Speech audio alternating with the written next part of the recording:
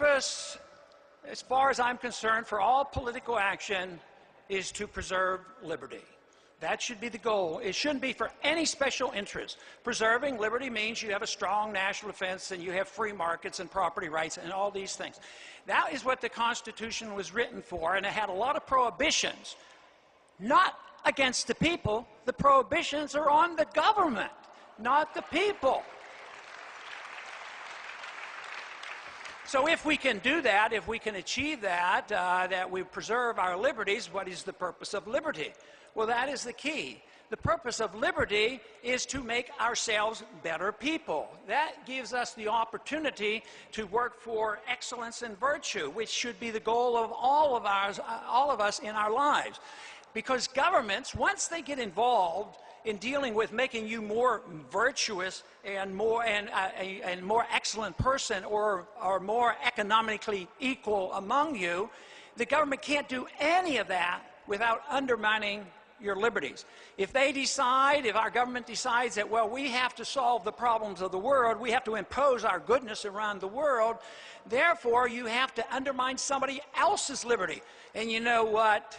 Besides, when government embarks on any of those efforts, it doesn't work. It doesn't work. What we need is to restore the confidence in this country and the people that freedom works, that freedom is the solution to our problems, that our liberties ought to be protected. Now, sometimes it's easy. Everybody's for freedom. I've never met anybody in Washington say, oh, I'm not for freedom. You know, I've never heard of a congressman running for Congress say, oh, I don't plan to uphold the Constitution. No, they're all for the Constitution. They're all for limited government. They're all for freedom. So we have to be very precise. What does it mean to have liberty? To me, if I have liberty and you have liberty, guess where the responsibility falls? Falls on you, the individual. Falls on you to take care of yourself. It falls on you to assume that if you work hard, you can reap the rewards of your hard effort.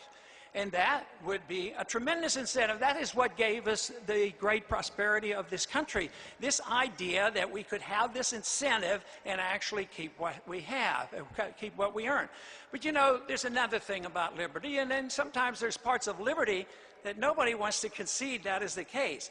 Actually, what liberty does, it allows you to make all choices in all matters. It means, of course, that you can spend your money, even when you waste your money.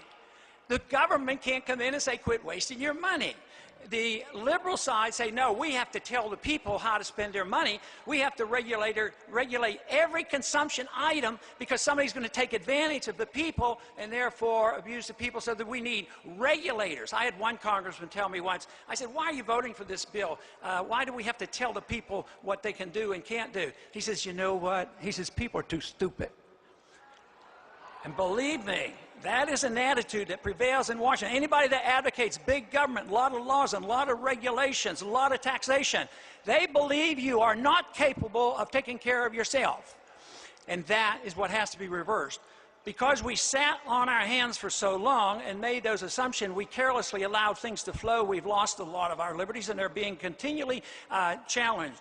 So we have to look at this. We want you to be able to spend your money as you choose, but also what you do with your life. We know that the government's not supposed to deal with your religious values, what you put into your soul or into your mind. You're allowed to read things as you choose. But why is it that so often we think it's okay for the government to tell us what we can put in our mouths or put in our lungs or put in our body, and assume that, oh, the government will take care of us? So therefore you have government at the federal level telling you, for instance, that it is your best interest that we tell you that you're not allowed to drink raw milk. That's how they're going to protect you. Now, you take, for instance, in the drug war, which, if you're caring about liberty, you have to address the subject about how the drug war undermines personal liberties. But the drug war has drifted over into the total curtailment of the growing of hemp. You know, hemp is a great product, but it competes with other products that are subsidized by the government, and they don't want competition. Hemp is related to marijuana, but if you want to smoke hemp, you need a cigarette as big as a phone pole to get anything that you would feel any changes on. And here we are on this sanity course of saying nobody can grow hemp, a fantastic product that makes many, many different products, where we begged and pleaded for our farmers to grow during World War II. So it's those kind of things that spill over. In this effort to regulate behavior for so-called good reasons also has many unintended consequences.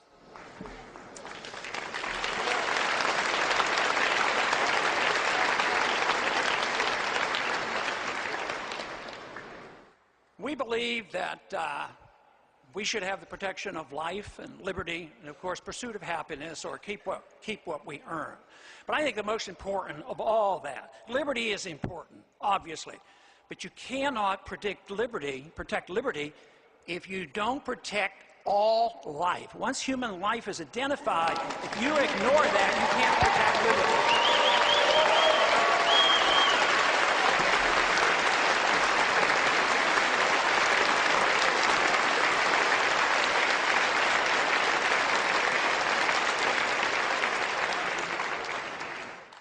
If we can do that, we will have a free and prosperous society. Freedom to me is so wonderful, and I have such confidence in how well it works if we can just protect that and guarantee that you have your God-given rights to your life and your liberty, where our freedoms come from, not from our government.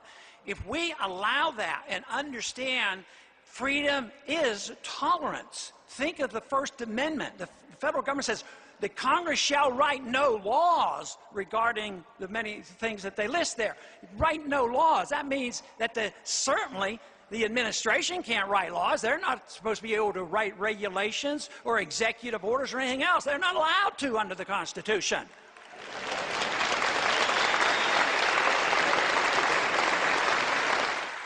And certainly, if we're told that the Congress writes all laws and the executive branch is not allowed to either, why in the world have we allowed our judicial branch to write law? They shouldn't write law either.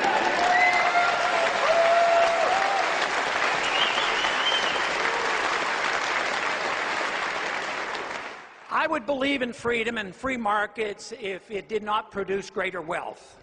But we who believe in freedom, we don't even have to argue that, because history is on our side. History proves the freer the market, the sounder the money, the greater prosperity, and the more people that can enjoy it.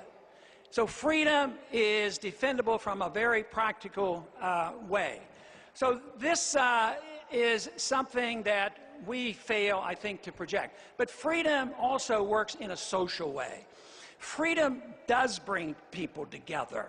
Freedom should not be divisive. If the First Amendment says that you can say things that are controversial, you should be able to tolerate other people who are controversial too, as long as they don't impose their will or their rules and their beliefs on you.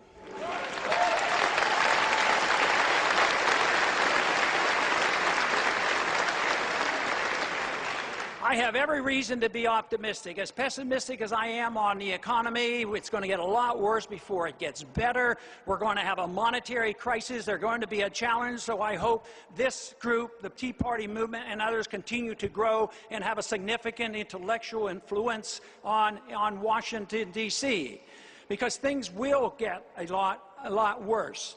But freedom is alive and well, let me tell you. Not only do we see the movements like this, but I go constantly to the universities, and if you have a true intellectual revolution, the universities will express it, and believe me, on the campuses of this country, they care about freedom, they care about liberty, they care about our Constitution, and they are going to be the next generation. We will have no magic cure in November. We will significantly see some changes, hopefully, and that will be good.